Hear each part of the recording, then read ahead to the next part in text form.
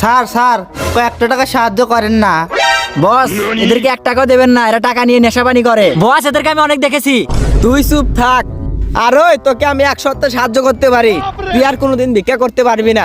ঠিক আছে স্যার, আমি আর জীবনে কোনোদিন ভিক্ষা করবো না। এই লো 4 লাখ টাকার চেক। স্যার আপনার কাছে আমি কথা ধরলাম, আজকের পর থেকে আর কোনোদিন ভিক্ষা করবো না। ঠিক আছে। ওকে স্যার, থাকেন তাইলে, দেখা হবে না আবার। আচ্ছা ঠিক আছে। বস আপনি এটা কি করলেন? ওরে 4 লাখ টাকা দিয়ে দিলেন।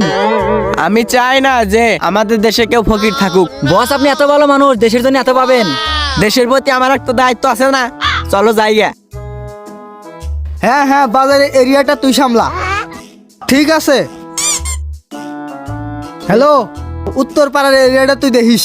আচ্ছা।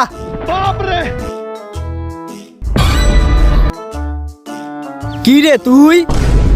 কি রে তুই 6 মাসের মধ্যে এমন কি করলি যে তুই এত বড় লোক হয়ে গেলি? আমি